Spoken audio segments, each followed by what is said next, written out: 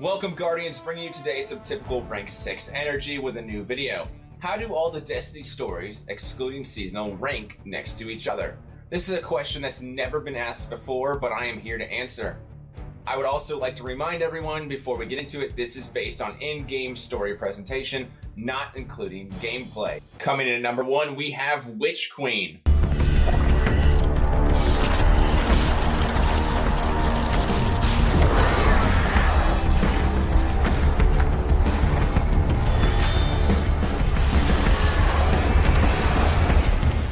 As far as storytelling goes, Witch Queen is the zenith point.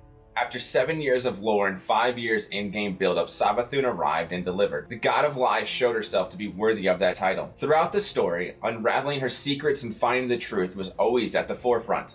We felt the weight of the Traveler blessing the Hive, our worst enemy, with light. In perfect harmony, we were able to turn the God of Lies against herself by showing her she herself was once tricked. Coming in at number 2, we have Forsaken.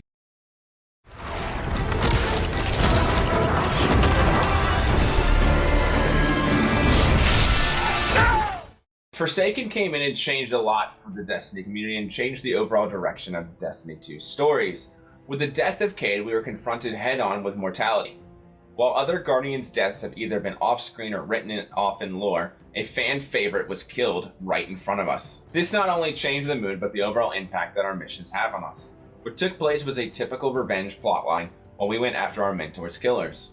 Unlike any DLC that came before, the end of the main plotline was not the end of the story.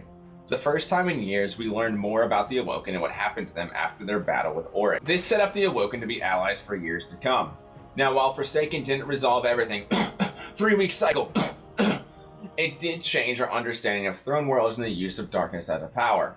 This also was the beginning of more exposition and story in game and not just in written lore. Coming in at number 3, we have Taken King.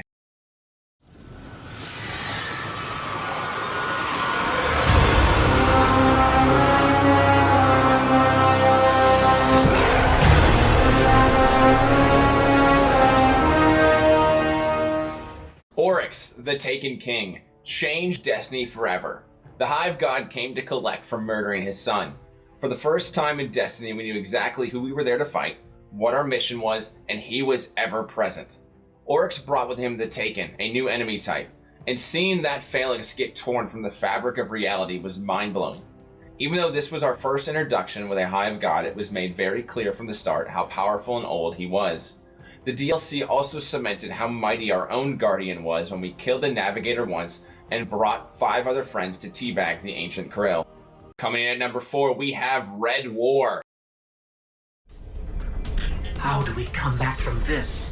You don't.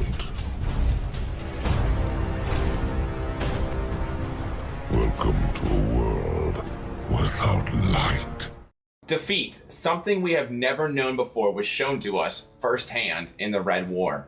A discarded vanguard was unable to guide us like they have in the past. We were truly on our own. While some of the humor wasn't a good fit, I never once questioned the gravity of the situation.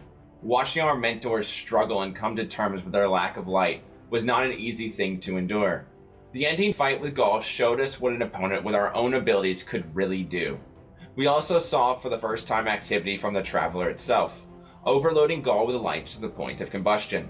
The story, while not perfect, progressed in a coherent and fun way. Number 5, we have Beyond Light.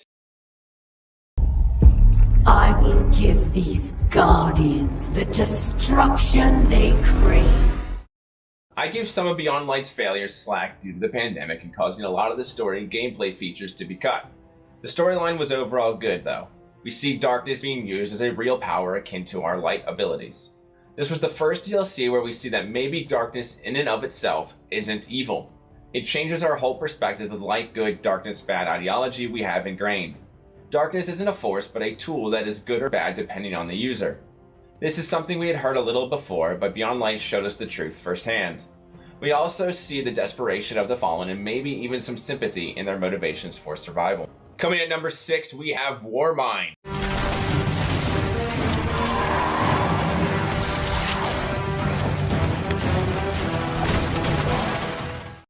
WARMIND brought to us a disowned hive god's son and his pet, the world's smallest worm god to ever crawl out of the cosmic dirt.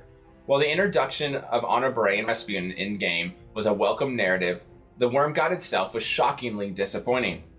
WARMIND was a great setup DLC for stories to come. Aldrin Sov's crashed ship led into Forsaken, Honor Bray and Rasputin being central to several seasonal stories, Nokris' necromancy developed more with Shadowkeep, and Zavala's stern authority that we would see for years to come. Rise of Iron takes number 7, the halfway point, the mid DLC.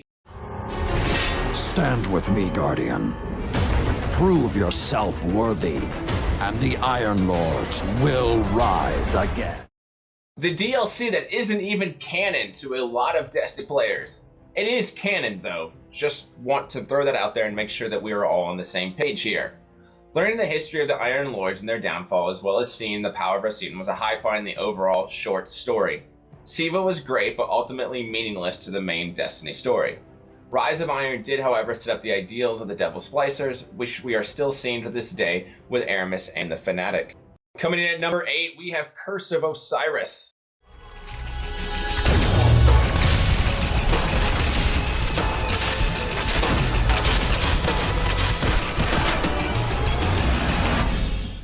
The poster child of bad Destiny 2 DLCs is not as bad as people say it is.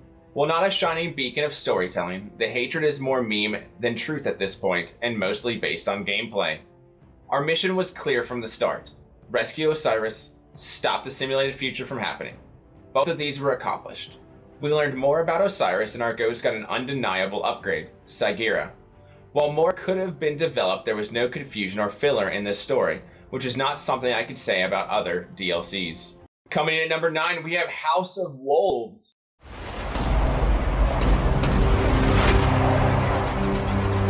They met that mercy with betrayal. There honestly isn't a lot to say about this DLC. Our first alliance with the Awoken was a story highlight, but the overall plot of the DLC was convoluted and short. Yay, time travel! Skolas's ideals of uniting the Fallen House is something we would still see today with Aramis. We did, however, get one of the greatest boss memes of all times, Taniks. The OG Destiny 1 story takes number 10. So, think you can kill a god? Don't think I have a choice. Chopped, diced, shredded, and put back together in random orders, we get introduced to the Destiny world for the first time. Very little made sense and would have to be clarified later. Several things shown to us on the very first day of Destiny would not be explained for 7 to 9 years to come. Exostranger's background and purpose, her flying fish, and the Black Heart. A great world was created for us to enjoy, but the plot left everyone confused for years to come. Coming in at number 11, we have Shadowkeep.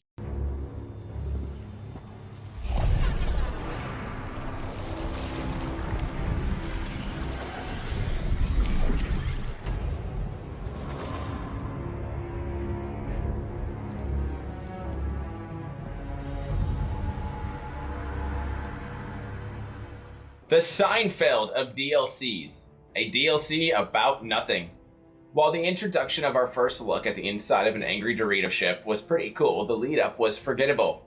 Do you even know why everything happened in Shadowkeep? No, because they never once told us.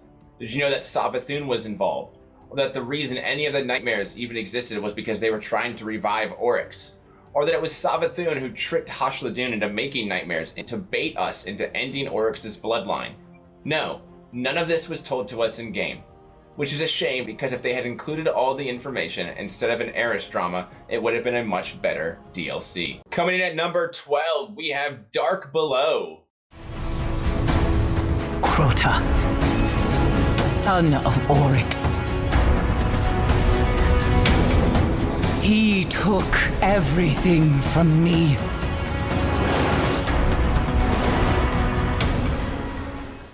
If Dark Below was a beer, it would be Natural Light. A watered-down story that could have been so much more. A story about the last surviving member of a long-dead fire team and her revenge, us stopping a hive god's son from reviving, sounds amazing. But unfortunately, all we were presented with was crumbs. Coming in at dead last for worst Destiny storyline is Lightfall. You hold the universe in your grasp, and all you can think of to do with it is secure the veil. We will create the link. Infinite apologies. The veil is yours.